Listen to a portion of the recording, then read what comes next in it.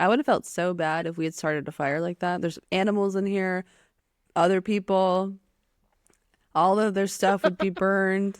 Other people. The people aren't really, I would feel more bad for the animals trapped inside. Everyone else was probably at work and not home, so.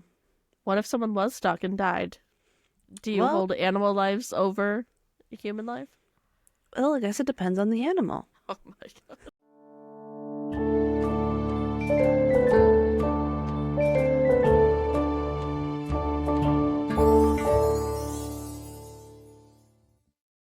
Welcome back to the Babble podcast. We're two critters chittering at you. I'm Katie. I'm Lydia. And thank you for joining us today as we babble along. Yes. So I wanted to start with something that I realized I've never spoken to you about. So, as like we grow up with our families, we have these traditions, growing up, our parents like build these, whether it be for holidays or like something you do special during the week. And I realized that I've like been trying to start some like for myself as like little treats, things just to make me happy throughout the week. And I wanted to see if you had any that you do as well. But for example, like on Sundays, I have been consistently making like these really big breakfasts, or like not big breakfasts, but like pancakes or waffles or French toast. Today it was cinnamon buns. In a fancy coffee. And it's just something I look forward to during the week. I was wondering if I know that you have your kiddo and you're starting to build traditions. I wondered if you had anything that you do. That's interesting. I love that you do that. Mm-hmm. I don't have anything that we do like definitely every week, I don't think. I think like the holidays is probably when I start thinking about like traditions more. I think everyone in the world does. Yeah, pretty typical. Pretty typical. I I have like, I don't know, routines like every day. Like I follow kind of the same schedule every day. Yeah, you do. You gotta have, I mean, you got a baby. Yeah, he's almost 18 months, so we kind of keep him on a routine of sorts. It's not like a strict schedule, but I notice I look forward to 6 o'clock because that is when our bedtime routine starts with him, and then I know he's gonna go to bed, and I get to do whatever I want. Yeah, that's a good time. That's the golden hour right there.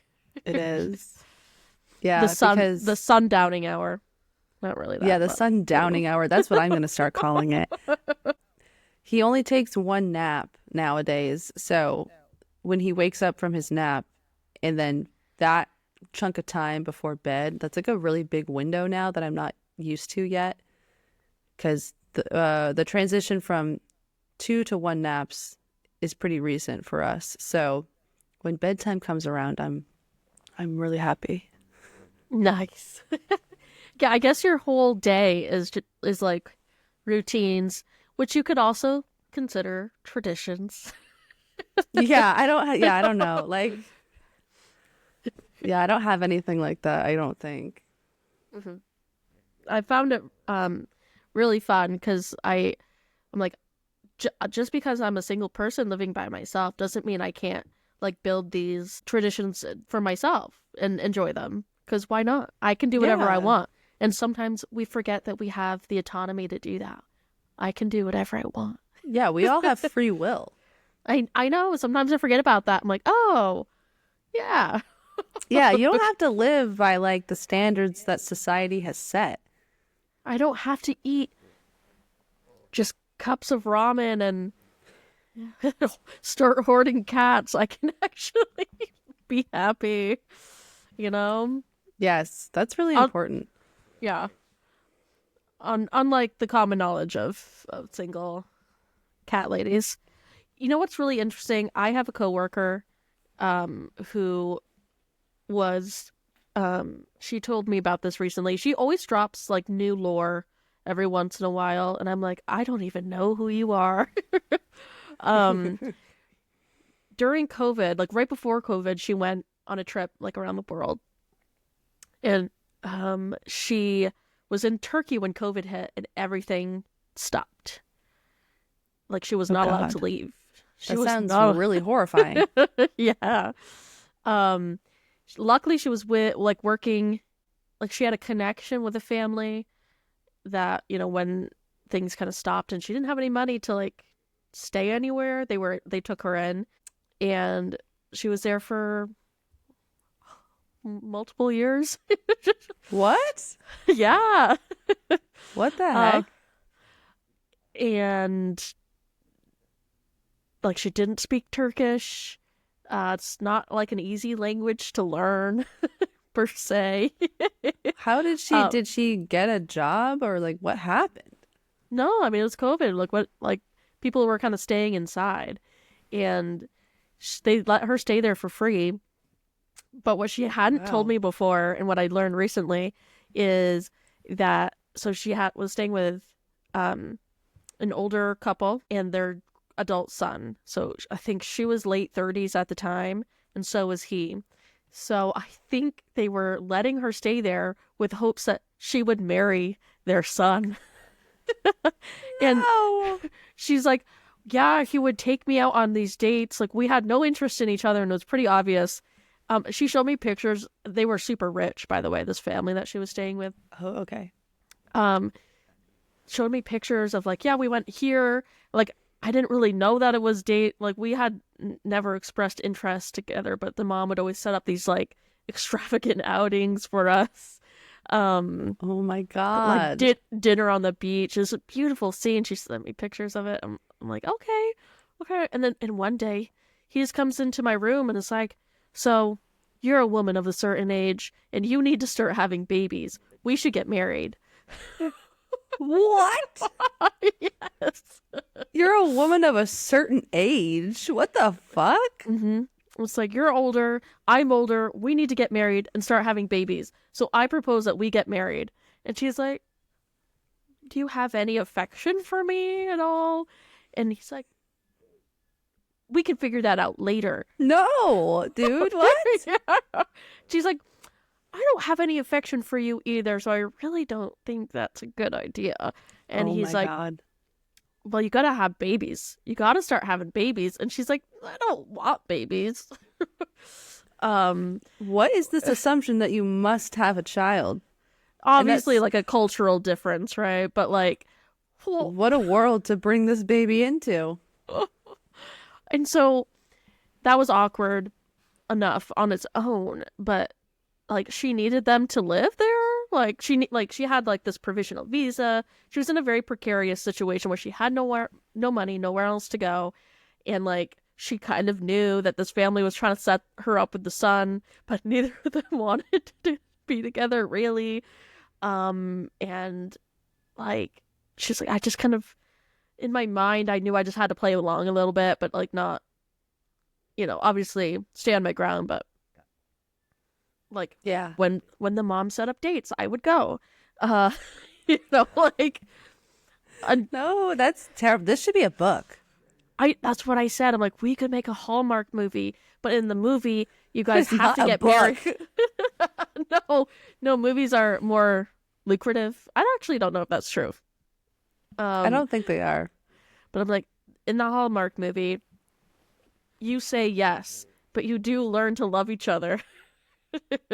She's like, yeah, I just couldn't do it. I'm like, he was rich. He was rich, You could and have everything except you would have to give birth forcibly, which kind yeah, of ruins the whole thing. it's a big turnoff for most people.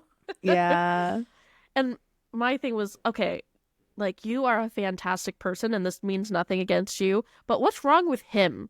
Like he's like a very wealthy man, um, and he wasn't ugly. She showed me a picture of him. I'm like, what's wrong with him that he has to marry someone that is trapped in his house, like that he couldn't Yeah, find why anybody are else? his what did this family do?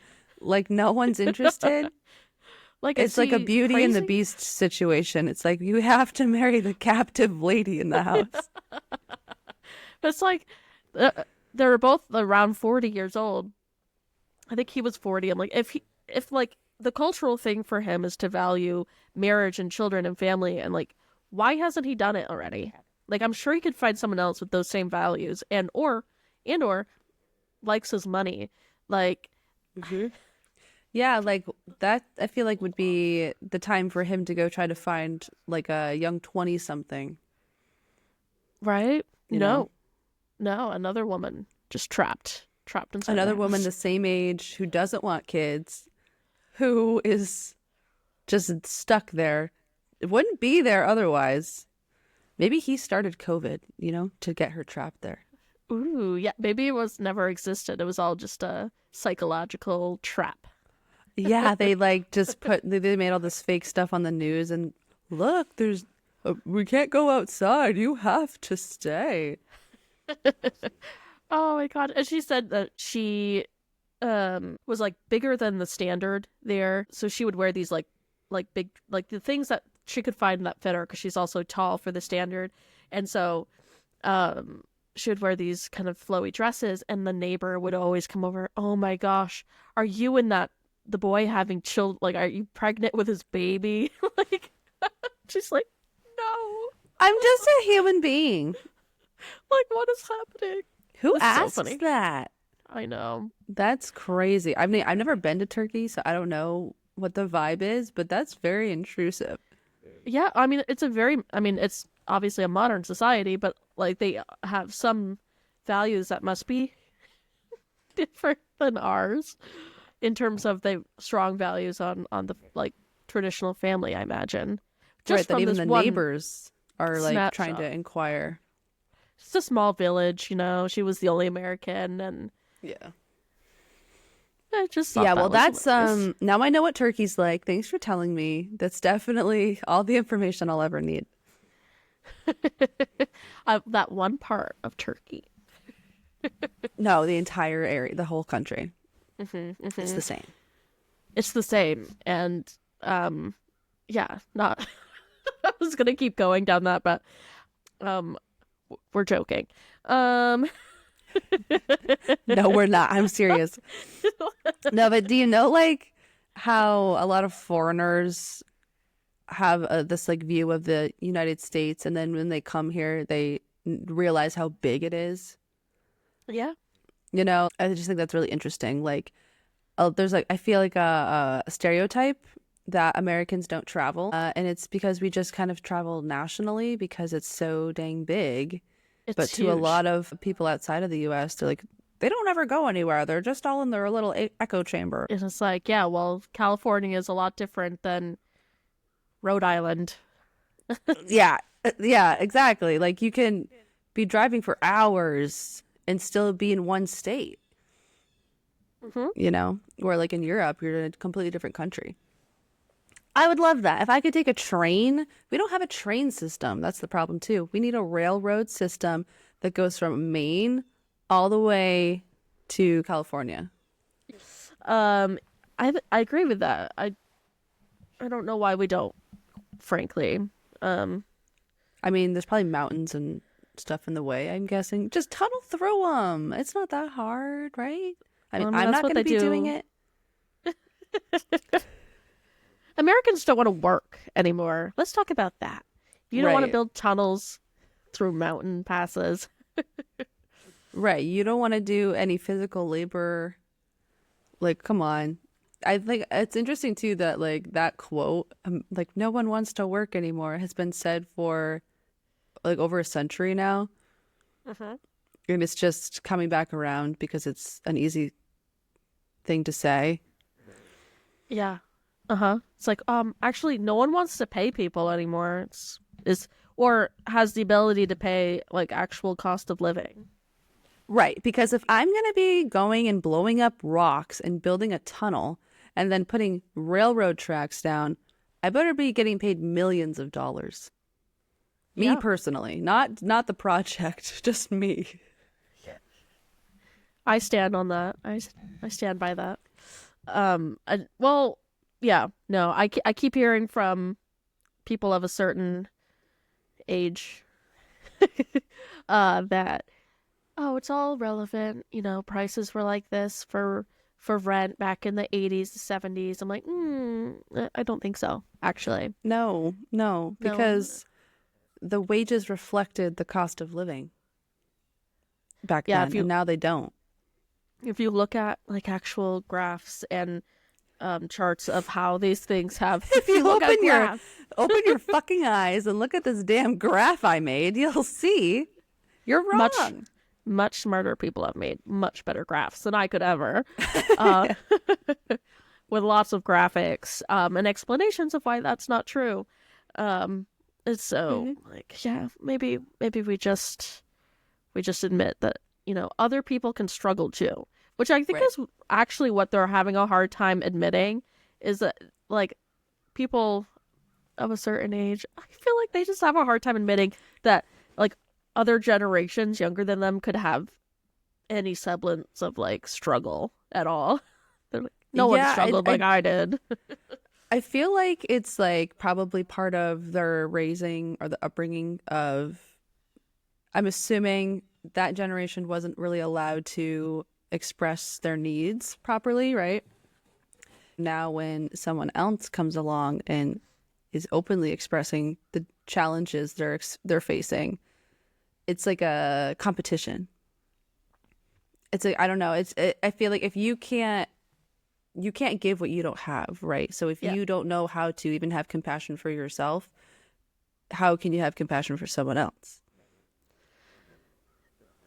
That is so true. That is so insightful. Thank you. This is going to become a therapy podcast for the boomer generation. No. Yes. Boomer generation therapy. That's what they need. I mean, they do. A lot of them do need therapy. I agree with that. But actually, yeah, let's do it. Let's give them unsolicited, unprofessional advice. And they won't listen, though. They're not going to take it. Well, then we could say they were warned. We have it in documentation now that, you know, when they misbehave, we can... When they misbehave, we're the judges. What's that? Gosh, the movie with Florence Pugh... Midsummer, where they just throw people off a cliff. They don't. No. They willingly jump. Oh, yeah, that's true. What happened because to that? They turned 72. I know. Everyone in just our in every office, every level, Senate, Congress, they all need to be jumping. If you're over 72, jump. Yes. Let's bring that back. We're gonna run for president, and us jointly, and that's gonna be the platform that we. Not only is it the first woman president, it is a duo. And it's not a presidency at all. We're actually just going to take over and make everything happen. Right. And we're actually not people at all. We're actually rats in suits. I wish. I know. My life would be so much easier. I wouldn't have to think about anything. Just the rats would control. Yeah, the rats. Yeah, instead of Remy on like the head, it's just like inside our bodies. It's a lot of them. Yes. So we live in a really small town in southern Vermont, and this town has a little tradition that every day at noon that siren goes off since like the 70s, I think, and they just keep doing it. And it kind of spooked us at first when we first moved here. We're like, are we about to die? Is there a missile coming at us? What's happening? But no, it's just a little siren they do. I think it was back in the day, back to the railroad workers that we were talking about before. I think it was like the lunch whistle. Wow. Mm-hmm. Because there's a train that goes right through town here. So they just keep it up. There used to be 2 sirens, one at 7 a.m. and one at noon. And the town complained enough that they got rid of the 7 a.m. one. You know, I kind of like that they kept the noon one. Also, it's horrible. I kind of like it now. It's kind of endearing. Also, Keanu sleeps through it, which I think is insane. But he's just used to it now. That's so funny. I love that for you. There's a tradition. Your little noon whistle. That's my little tradition. I do it. Yeah, What do you what do you it's kind of funny. what do But you do when you hear the noon whistle? You To make it a tradition, you need to do something every time you hear what it. do I do? Well, I usually Oh, say it's the noon whistle, and I notice the whistle. I acknowledge the whistle. I I'm looking for more of like, I drop everything that I'm doing and bow down to the whistle. here we go. This is what I'm asking for is like a ritual, a jig, a song, a dance, you know? Yeah, I'll have to start doing that for sure. Definitely. I think that'd bring a lot of structure and meaning to my life. Okay. You let me know how that goes. Oh my goodness. And not as good as my cinnamon rolls on Sunday, but and no, I did not make them myself. They Okay, came in a can. I was just gonna ask, now are you actually making these yourself from scratch, or are you buying a little tin that you pop open and put in the oven? Oh yeah, maybe those are the best kind, and you could literally not convince me otherwise. They're not the It's best just kind. That's not they're true. so they're so good. They're nostalgic, they're easy, big plus, and they taste great. Yeah, is your favorite part the icing or the ground up hair that's in it? Okay. How dare you? How dare you? Okay, so Lydia has made me aware of the fact that apparently in processed flour there is ground hair sometimes as a what is it, preservative? I don't think it's in the flour per se. I think it's in certain bread products and prepared doughs. Hmm. It's literally hair that they pick up off the floors of barbershops in China, and they somehow process it into, yeah, it's like a preservative that keeps everything shelf stable. Like sandwich, like sliced bread, certain brands of sliced bread on the grocery store shelves. I don't know if you've noticed, people, bread does not mold anymore. It's horrifying. Like nothing goes bad anymore. I don't know what's in this stuff. The one thing I do know is some of them have hair in them. And I don't remember the name of it. It's like L Oh yeah. And L sized. We're gonna have to put it up. I can't remember it. But if you see that on the ingredients, that means it's either human hair or animal hair. It can be animal hair, I think, sometimes too. listen, I'm not making my own bread. So I will get used to the fact that there's human hair in it if that is what is in there. B, unless someone tells me that people are being held down and their heads shaved for this product, like if people are just willingly giving their hair, I I don't know if I don't know what I think about it. I think it's horrible and disgusting, but I also know I eat processed things or just things in general that have products in them that I would find horrible and disgusting, but I just don't know it. And so I'm not gonna die, and that's good. I don't think anyone's suffering, so that's good. And so I just got to do what I got to do, you know? I hear that. I hear judgment. I I'm not judging more what the fuck am I trying to say? I'm not judging, just once I learn something like that, I just can't let it go. Now I know this information. It changes how I view the food. It also just makes me second guess everything. It sounds silly, but we put a lot of trust in these brands, and I don't know. At least me, I was like, just you grow up with it. Like, yeah, of course this is, I know it's processed, but it's, not that bad. It's an American made product. But then it has all this crap in it that they don't actually tell us, and you don't find out unless you do the research yourself. And it's disgusting. I'm like, there's human hair in this. Technically, it's edible, and like just like all the red 40 and stuff. Like, I just think about it all differently. Now, do I still buy things sometimes? Of course. Okay, I'm not just like nothing like that can be in my house, but I do think about it every time. Like if I buy gummies or something and I know there's like the ground up bugs were made to make this dye. I do think about it, and I have bought way less stuff than I normally do as of the past like 4 months. Okay, so here's my opinion on that specific thing, the bugs that make the red dye. So that is leagues better than the hair. Like that I don't care about at all. The hair is disgusting, and it really grosses me out to think about. But I'm also, again, not making my own bread, and can't afford to get, just like artisan bread, because that's what What's your barrier exists. to making bread? Oh my, the steps to make it. What if I All told of you them. it's so easy? I have made bread before, but I don't use bread enough to make it. I'll be Like honest. cinnamon roll dough, like that's not hard to make. You have a stand mixer now. I'm not making I cannot. They taste so much better. And also, you made it from scratch. I think I just have such a high regard for pastries and like what it takes to make them. And so when something's handmade like that, I appreciate it. It tastes so much better to me than some like canned thing that was made in a factory. No offense.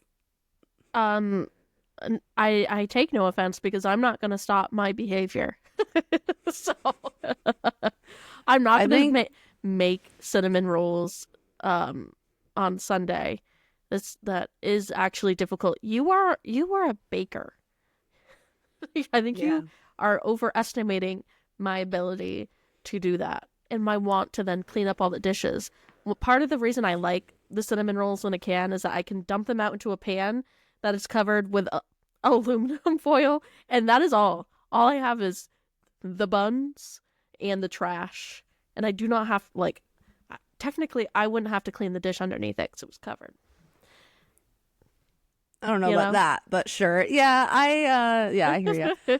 The dishes, when I didn't have a dishwasher, I definitely thought about that a lot more. I didn't make a lot of things from scratch before we moved to this house because we did not have a dishwasher and I didn't want to clean up the dishes.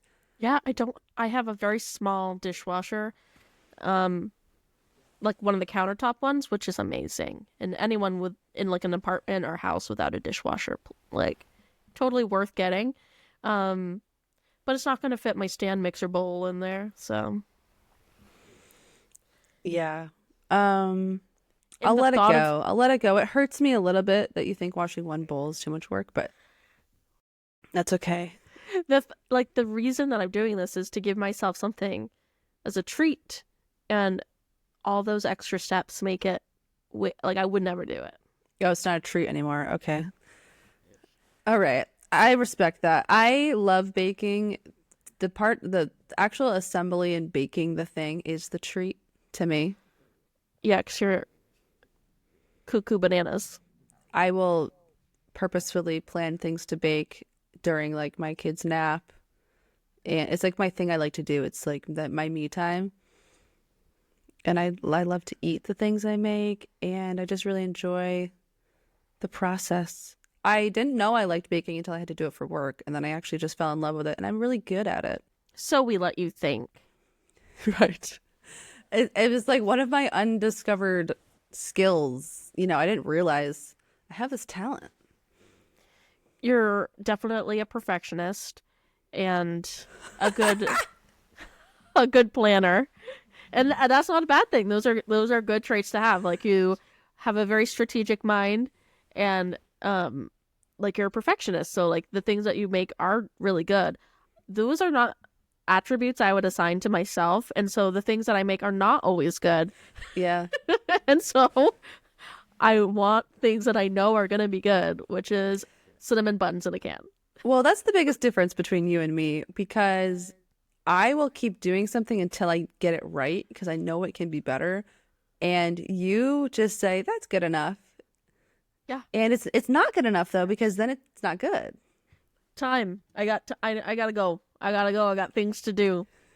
I do not have the patience to do it. I'm just like, ugh. But this is what we're doing. This is what we're doing right now. We're making this the best it can be. To continue with the cinnamon roll, just as like the placeholder, I just want the thing at the end, the cinnamon rolls.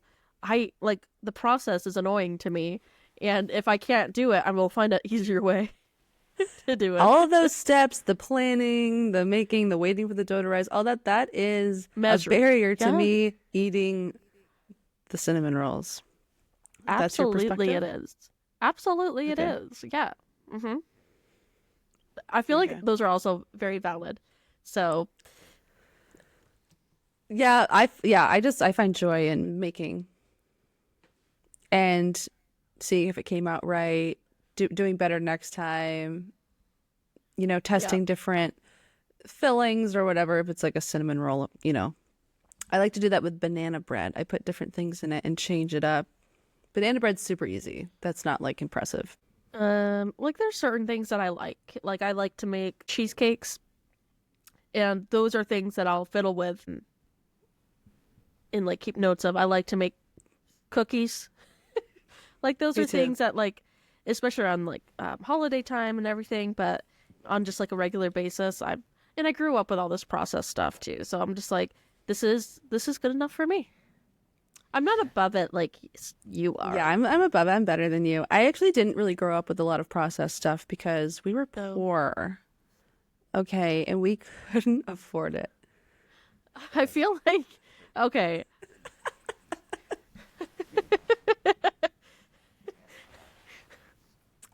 I have it's actually really expensive to cook stuff at home sometimes, so I'm not really sure what you're talking about. No, my mom would make everything from scratch. If we were gonna have cinnamon rolls, we just didn't have cinnamon rolls actually. I was gonna say, I do not remember you having homemade cinnamon rolls. Like that's... No, we didn't because my mom probably thought it was too much work, but she wasn't gonna buy Pillsbury ones, so we just didn't have them. And so that's what you should do. I think you're not allowed. They're like, okay, that I buy like the store brand. I don't even buy the Pillsbury dough ones because those are too expensive. Yeah, they're really expensive.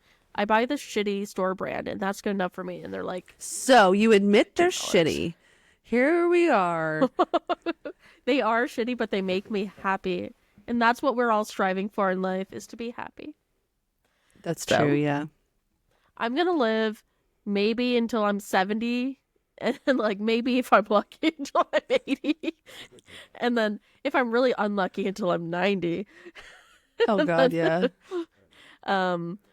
And eating processed stuff won't be what kills me. Most likely it could, but yeah, I'm here for it.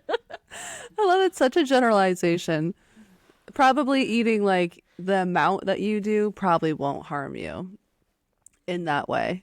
I think there's other people who eat a lot more of that stuff that it probably would kill them, but I don't think that's you. No, I tried. Also, we live different very lifestyles. I'm home all day. I have the time, and it's not difficult for me to clean up after myself because I'm just already in my house. Whereas if I was working full time, I probably wouldn't want to do that, to be honest. So, and my schedule is annoying. I get home at like 7:00 at night, and I have time to make dinner, but I'm eating at 8:30 if I don't plan ahead, and then I'm ready to go to bed. yeah, that's a really rough schedule. I tried my crock pot. I left it on for the first time ever. I grew up thinking that you're not allowed to like keep your crock pot on when you're not home. Like don't run your dryer when you're not home because what if there's a fire? Yeah.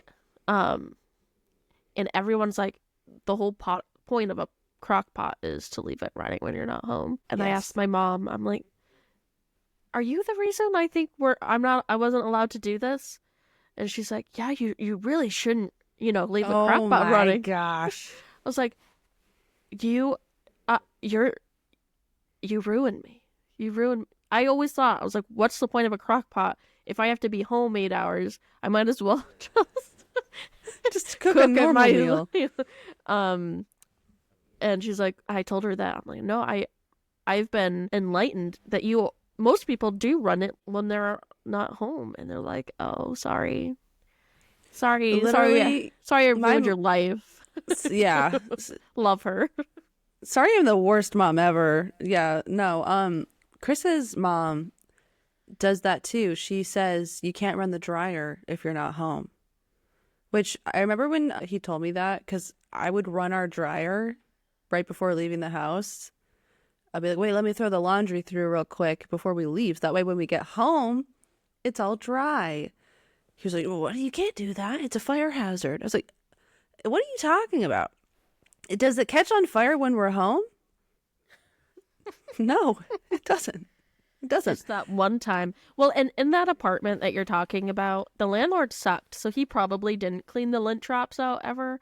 So it probably was a fire hazard. Yeah, for sure the ducts are full of lint. But that's not my problem. No. That's not my problem. One time Chris left a pot on the stove for 4 hours because he forgot about it. Now that's a fire hazard. That sure is. That's a fire hazard. And he left the house. He left the pot on the stove and came and picked me up from wherever I was. And we got home and I saw the pot on there with the oven or the stove on. I was like, you cooking something? And he's like, oh, shit. Was it burnt to a crisp or what was it? I think he was trying to boil water, so it had just boiled dry, and the pot was just starting to turn black. But it didn't catch on fire, obviously, because I probably would have started with that. He And the whole house burned down. Just leave it to the end. he like obviously took it off and turned the stove off and put the pot in the sink and stuff. But I was like, Chris, are you okay? Because what if this had burned down? Like, because other people live in this building. I would have felt so bad if we had started a fire like that. There's animals in here, other people, all of their stuff would be burned. Other people. The people aren't really, I would feel more bad for the animals trapped inside. Everyone else was probably at work and not home, so. What if someone was stuck and died? Do you hold animal lives over human life? Well, I guess it depends on the animal. Oh my god. No. But yeah, I was like, this could have been really bad. And he was like, I already know that. I don't need you to tell me that. I bring it up every now and then, though. I'll tell him, remember that time you left that pot burning on the stove? And he's like, yeah, I do. I almost started a fire. That's what marriage is for. Never forgetting.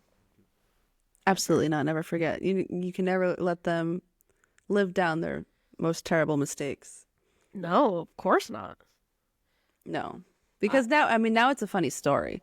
If he had burned down the entire building, he would probably be in, I don't know. Can you go to prison for that? Or is it like, that was an accident? Is it negligence? Like he left the house with the stove on? If he hurt people? I don't know. I don't know either. I'm not a policeman. But if he started it on purpose, that's arson. I don't think it's arson if you don't start it on purpose, though. No, I don't think it's arson, but I think they can charge you for like negligence or something because he left the house, right? Yes. I've heard of that happening, I think. Like if you knowingly... Oh, here's the thing, though. He didn't knowingly leave it on. He actually just forgot about it. So I think that's the key difference. He wasn't like, oh, I'll just be right back. No big deal, But I think it would just be an accident. Yeah. He didn't set anything on fire and everyone lived. It's just to clarify. Just to clarify, the end. Very good, very good. Did I already talk about the sociopath interview on the last one? When did that occur? I think that happened in our private lives. Okay. Well, I hope I hadn't already mentioned it. Sorry if I have, but I watched this interview that you should really watch, and I sent you the link, so I hope you watched it. I have not watched anything that you've sent me yet. But it was a really interesting interview about a woman who has a doctorate in psychology and is a diagnosed sociopath, has a family and children who she loves, and is her experience. Not that she set anything on fire, but I'm just thinking, Right. Arson is typically something you would associate with someone that is not well, For sure. potentially a sociopath. But instead of setting things on fire, she would just go and sit in people's houses, like break in to like the same houses that she knew she could get in and out without getting caught and arrested, and just sit. She wouldn't do anything. She would just sit in there because she knew she wasn't supposed to be there, and that made her feel good. And then she would go to bars and like get keys from really drunk men and like drive their cars like really What? fast. Yeah. Like she would That's steal crazy. cars, but like not really, really steal them. I don't think she meant to like. I think she gave them back at the end, but she would always she got pulled over by policemen multiple times, and she's like, I had to stop that because I knew I was going to get arrested at some point, but I was able to get out of those situations. Like, I have the keys. He gave them to me. That's wild. No, but she felt a compulsion to do things like that, which is very interesting. And now she's a therapist. Wild. That is crazy. Yeah, the self-awareness is really interesting. Of like her, maybe at the time, maybe she didn't realize, but she was just following through with what she needed to do. Or did she realize, I have this impulse, but I'm not going to hurt someone with it. I'm just going to go do something else. She explained it like when she was a kid, she stabbed a girl and like with a pencil, I think, or a pen, and she didn't want to hurt the girl. That wasn't the point, but like she had so much pressure of like, I need to do something deviant, and so that was like the closest thing that she could do. That was like a very easy thing to do, and that made her, gave her a dopamine hit. Not that the girl was in pain, but the fact that she was able to do a defiant act. And so she didn't want to do that again. So she felt like she had to microdose herself in deviant acts that were non-harmful to people. So she didn't act out in a way that was harmful to people. Because she didn't want to hurt people, At the very least, she didn't want to go to jail. So Right. Most people don't. So that's what... And then she learned through therapy that there were, like, she didn't need to do those things, that she could find non-destructive behaviors, like to make herself feel better, not breaking into people's houses or stealing cars. So, Right. yeah. It's just so great. So great. That's crazy. You know what I've been watching is the Dr. John Deloney show, and I know. I can't believe you haven't. He's a therapist. He's like We've Dr. both- Phil. No, he's not, because listen, here's the thing.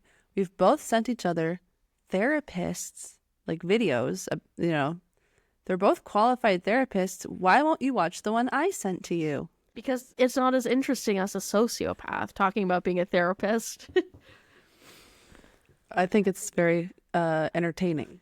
I just don't have the time. It's 20 minutes. I don't have the time. I'm busy. Listen to it when you make your cinnamon rolls or whatever the fuck. No. Yeah, no. Dr. John Deloney, he is very entertaining, to say the least. Some of the stuff he says I think he gives good advice. Also, he's performing. He's on a screen, There's an act behind it a little bit, but he's not Dr. Phil. He's not exploiting people. People call in willingly, and it's anonymous. I mean, Dr. Phil can't legally drag people onto his show, but they show up. But he's not like, okay, so tell me why you're making all the same mistakes over and over. Why are you so selfish? He's not like saying shit like that. Yeah, Dr. Phil does do that. Yeah. I don't think anyone's paid to be on this program. They just call and get advice, and that's it. That's the end. No, I am gonna watch that clip that you sent me. I don't know what it is. It's like I have to be in the right mindset. No, you don't. You always say this. Just start watching it. You'll get in the mood. Trust me. Oh, you know that girl on TikTok that does like the Mormon, not the Mormon, but like the Utah mom memes. Jane. Yes. Yep. She just did a reel where it must have been connected to, oh God, that show that you want me to watch Severance, because that's like it was tagged like hashtag Severance. I was like, I don't understand. It's a good show. I don't understand what's happening, but it was obviously a Severance meme. And I was Yeah, like, so if you'd watch the show, you'd be able to watch that Instagram reel, which is all the motivation you need. Lydia's been trying to get me to watch Severance too. And again, I want to watch it because it's a good show. I know it is. I just have to be in the right mindset to watch it. That doesn't make any sense. It does. Because, you know, when you force people to watch something, and I'm not saying this is what you're doing, but like when I force people to watch things that are really, really good and they're not in the right mindset, they're just on their phones or like they're not paying attention, it's really heartbreaking. I want to give my full attention to this thing that you want me to watch. Just put your phone away. No. I don't understand. Yeah, I watched the newest episode of Severance last night. Oh my God. It's like every episode is better than the last. You know what I mean? And it's just so beautiful.